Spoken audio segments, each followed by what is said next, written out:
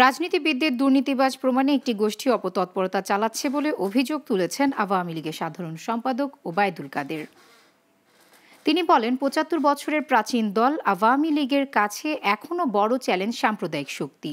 সকালে রাজধানীর সোহরাওয়ার্দী উদ্যানে আওয়ামী লীগের ৭৫তম প্রতিষ্ঠাবার্ষিকীর অনুষ্ঠানস্থল পরিদর্শন শেষে তিনি এসব কথা বলেন। এ সময় অসৎ ব্যবসায়ী ও দুর্নীতিবাজদের বিরুদ্ধে সরকারের জিরো টলারেন্স অবস্থানের কথাও সাফ জানিয়ে দেন আওয়ামী লীগ সাধারণ সম্পাদক। বিস্তারিত জানাচ্ছেন শাহরিয়ার বাঁধন। শনিবার রাজধানীর সোহরাওয়ার্দী উদ্যানে আওয়ামী লীগের ৭৫তম প্রতিষ্ঠাবার্ষিকীর অনুষ্ঠান স্থল পরিদর্শন করেন দলের সাধারণ সম্পাদক এবং সেতুমন্ত্রী ওবায়দুল কাদের।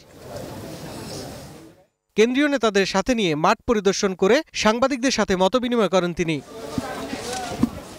শুরুতেই আওয়ামী লীগের ৭৫তম প্রতিষ্ঠাবার্ষিকী ও প্লাটিনাম জয়ন্তীকে ঘিরে কেন্দ্র থেকে তৃণমূল পর্যন্ত উৎসব মুখর প্রস্তুতির কথা জানান ওবায়দুল কাদের। কেন্দ্র থেকে তৃণমূল পর্যন্ত আমরা প্রস্তুত। প্রতিষ্ঠাবার্ষিকী উপলক্ষে আমাদের আয়োজনও সম্পূর্ণ।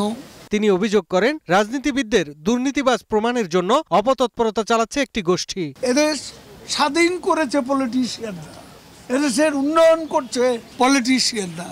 সেই পলিটিশিয়ানদেরকে করাপ্ট বানাবার এবং এই পলিটিশিয়ানরা ব্যর্থ এটা প্রমাণ করার জন্য এক শ্রেণীর লোক বাংলাদেশে তৎপরতা চালাচ্ছে। অসৎ ব্যবসায়ী ও দুর্নীতিবাজদের বিরুদ্ধে সরকারের জিরো টলারেন্স অবস্থানের কথাও সাফ জানিয়ে দেন আওয়ামী লীগ সাধারণ সম্পাদক। রাজনীতি করলে ব্যবসা করার কি অধিকার থাকবে না?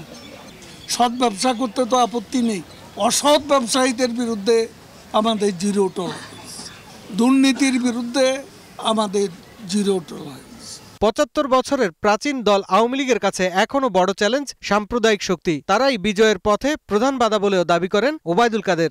সাম্প্রদায়িকতা বিজয়ের পথে, সুসংহত করার পথে অন্তরায় হয়ে আছে। শাহরিয়ার বাঁধন, গ্লোবাল টেলিভিশন, ঢাকা।